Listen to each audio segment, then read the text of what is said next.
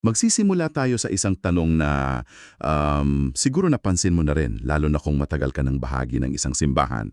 Nakikita mo yung mga altar call, yung mga panawagan sa dulo, di ba? Oo, oo. Ang daming tumutugon, nagtataas ng kamay, lumalapit sa harapan, at alam mo yun, napaka-powerful ng mga sandaling yun. Totoo. Ramdam na ramdam mo yung sincerity. Eksakto. Pero paglipas ng ilang buwan, o sabihin nating isang taon, parang ang konti na lang yung natitira. Ano kaya ang nangyayari doon sa pagitan? Kasi base sa mga materyales na binigay mo, ang sagot pala ay hindi dahil hindi sila sincere, may mas malalim na dahilan. Oo. At doon papasok itong ating pag-uusapan ngayon.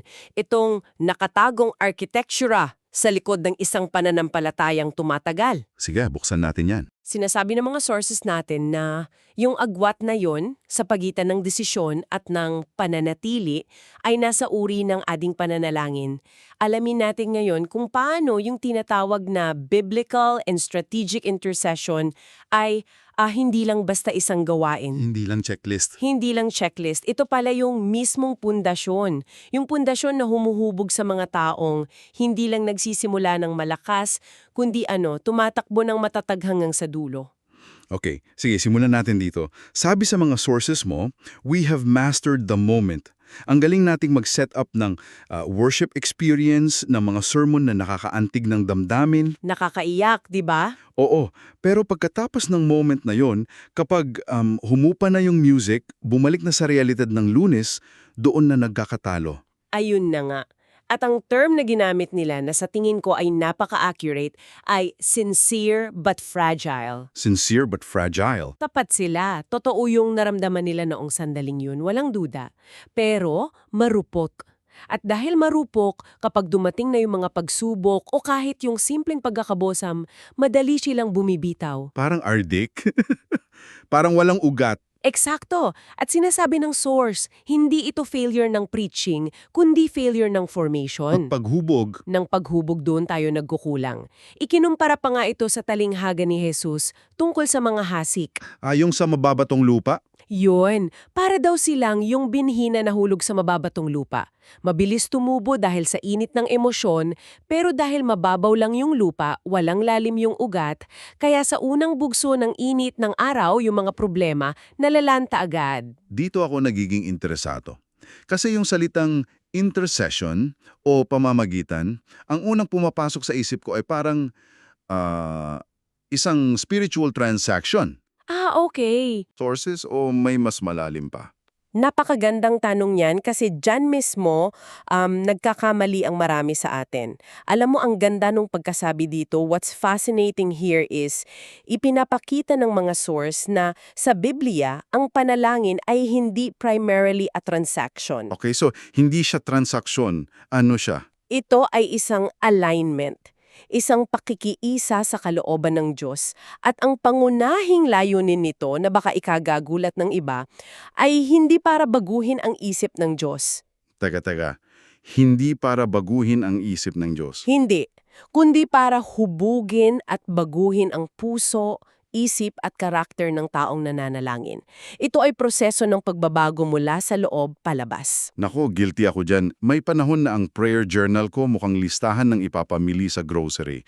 Lord, kailangan ko nito, bigyan mo ako niyan, ayusin mo to. Andyan, di ba? Pero tingnan natin yung mga halimbawa sa Biblia. Ginamit na ehemplo si Abraham. Oo, para sa Sodom. Yun.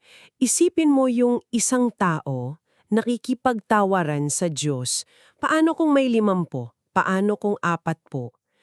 Sa unang tingin, parang sinusubukan niyang baguhin ang desisyon ng Diyos. Oo, parang negotiation. Pero ang sabi sa source, hindi. Sa bawat tanong ni Abraham, hindi ang Diyos ang nagbabago. Si Abraham ang nahuhubog. Mas nauunawaan niya yung lalim ng katarungan at ng habag ng Diyos. Nahubog ang puso niya para magkaroon ng pakialam sa isang siyudad na makasalanan. Wow! So yung mismong akto ng pananalangin ang naging parang classroom niya. Tamang-tama, ganun din kay Moses, yung paulit-ulit niyang pamamagitan para sa matigas na ulo ng Israel, hindi yun para manipulahin ng Diyos. Sa halip, ang mga panalangin ni Iyon ang humubog sa kanya para maging isang leader na may pambihirang pasyensya at habag. At kitang-kita rin yan sa mga panalangin ni Apostol Pablo, no? Kung babasahin mo yung mga dasal niya sa Efeso, sa Pilipos, bihira siyang humingi ng material na bagay sa kanila. Totoo yan. Ang lagi niyang ininadalangin ay mga panloob na bagay. Karunungan, katatagan sa gitna ng pagsubok, pag-ibig na lumalago, pag-asa na hindi natitinag. So ang goal niya ay hindi, Lord, alisin mo yung problema nila, kundi Kundi, Lord, palakasin mo sila sa gitna ng problema. paghupog.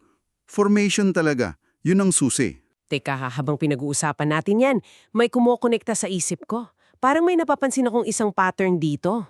Ano yun? Mula kay Abraham, tapos si Moses, tapos si Pablo. Parang may blueprint na sinusunod ang Diyos sa buong Biblia. Nahuli mo. At yan yung isa sa pinakamalakas na punto ng mga materyales natin. Ang pattern ay ito. Hinuhubog muna ng Diyos ang kanyang mga lingkod sa panalangin bago niya sila isugo sa isang misyon. Laging nauuna ang paghubog. Laging nauuna. Mula Genesis hanggang Revelation, consistent yan. Si Abraham, yung global vision niya na maging pagpapala sa lahat ng bansa, saan nahubog? Sa mga pag-uusap niya sa Diyos sa ilalim ng mga bituin. Doon niya naintindihan ang laki ng plano. Hindi lang basta utos na, umalis ka. May proseso muna. Meron. At si Moses, saan niya natutunong pamunuan ng isang buong bansa? Hindi sa harap ng libu-libong tao? Natutunan niya yon habang nakaluhod siya sa loob ng tent of meeting. Kausap ang Diyos. Kausap ang Diyos. At syempre, ang pinakamatinding halimbawa ang Panginoong Hesus mismo. Ang buong ministeryo niya nakababad sa panalangin. Isipin mo, bago siya pumili ng 12 disipulo, isang desisyon na babago sa takbo ng kasaysayan. Anong ginawa niya? Nanalangin siya buong gabi. Grabe yun. Isang buong gabi para sa isang desisyon. Oo. At sa hardin ng Gethsemane, saan nabuo yung kanyang ganap na pagsunod sa kalooban ng Ama. Sa panalangin. Sa panalangin. Doon nangyari ang laban. Ang public ministry niya ay resulta lang ng private prayer niya. At hindi lang pala ito para sa mga heroes of the faith. Maging ang buong simbahan sa aklat ng mga gawa, nagsimula rin sa ganitong paraan, di ba? Oo, hindi sila basta-basta kumilos pagkaakyat ni Jesus sa langit. Sabi nga, ang misyon ay ipinanganak mula sa panalangin. Bago dumating ang Pentecostes, anong ginawa nila? 10 araw silang nagkakaisa sa pananalangin. Sa upper room. Sa upper room. Bago nila isugo sina Pablo at Bernabe bilang mga unang misyonero, anong ginawa nila sa Antioch? Nag-ayuno at nanalangin muna. Dito nang galing yung napakagandang linya sa source material. Prayer did not follow mission, it generated it. Wow, ulitin mo nga yun. Ang ganda. Prayer did not follow mission, it generated it. Ang panalangin pala ang mismong makina, hindi lang gasolina. Hindi siya paghanda lang para sa misyon. Siya yung pinagmumulan ng misyon. Yun mismo. Ito ang nagbabago ng lahat ng perspektibo natin. Okay, napakaganda ng mga konsepto na yan. Pero para sa nakikinig sa ating ngayon, na marahil ay abala sa trabaho, sa pamilya, paano niya ito isasalin sa practical na panalangin sa araw-araw? Magandang tanong. Kasi madaling sabihin na manalangin tayo. Pero kung babalik lang tayo doon sa transactional na grocery list prayer, parang wala pa rin tayong natutunan. Paano magiging formative at strategic ang panalangin natin? Dito na pumapasok yung konsepto ng strategic intercession, panalangin may estratehiya. Hindi ito yung dasal na pabago-bago depende sa mood mo o sa problema mo sa araw na yon. Okay, so may direksyon. May direksyon. Ito ay isang uri ng panalangin na nakatuntong sa revelasyon ng Diyos sa Biblia, sa kasaysayan ng kanyang pagkilos at sa kanyang misyon sa mundo. At ang pinakamagandang case study na ibinigay ay ang panalangin ni Daniel. Si Daniel sa Babylonia, sa Daniel Kabanata 9. Eksakto. Yun yung model. 3 bagay ang makikita natin sa panalangin niya. Una, ang panalangin ni Daniel ay nagmula sa salita ng Diyos. Hindi sa feeling lang. Hindi sa feeling, sabi sa verse 2, nagsimula siyang manalangin matapos niyang basahin at pagnilayan yung propesiya ni Jeremiah. So may basehan. Ang salita ng Diyos ang nagbigay sa kanya ng agenda, direksyon at pag-asa. So hindi lang siya basta humugot sa hangin ng ipagdadarasal niya. May pinanghahawakan siyang pangako. Tama. Pangalama, ang kanyang panalangin ay hinubog ng pagsisisi. At ito ang nakakagulat. Si Daniel, na matuwid na tao, hindi na nalangin ng, Lord, tingnan mo ang ginawa nila. Hindi siya nanisi. Hindi. Ang dasal niya ay, kami ay nagkasala.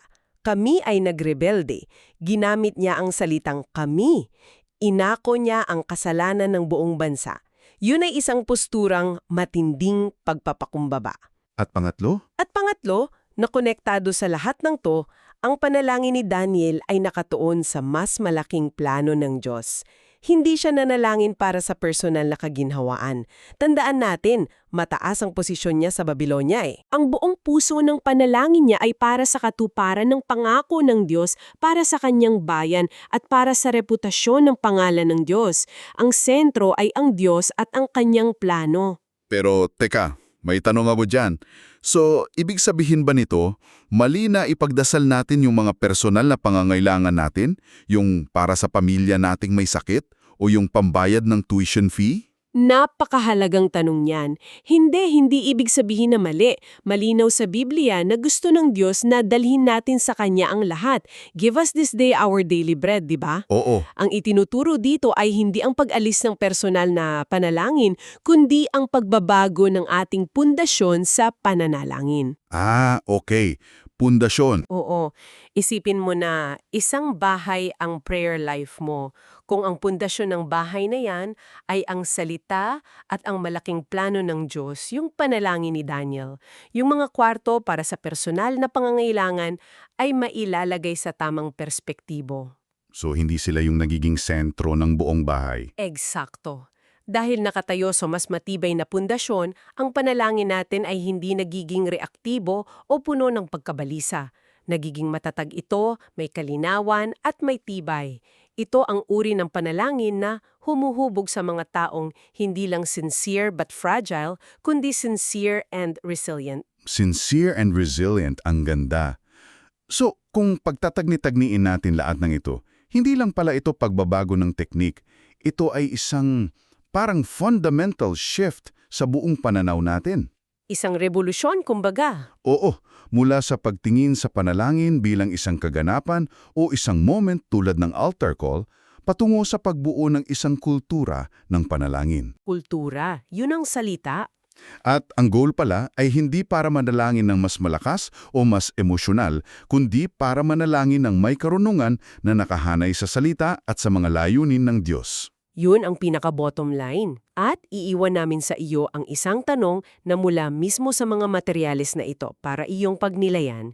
Isang tanong na, sa tingin ko kung siseryosohin natin, ay maaaring magpapabago ng lahat. Sige, ano yon? Ito ang tanong. Ano ang magbabago kung ang ating mga panalangin ay nakakahubog sa mga tao ng kasing lalim ng ating mga sermon?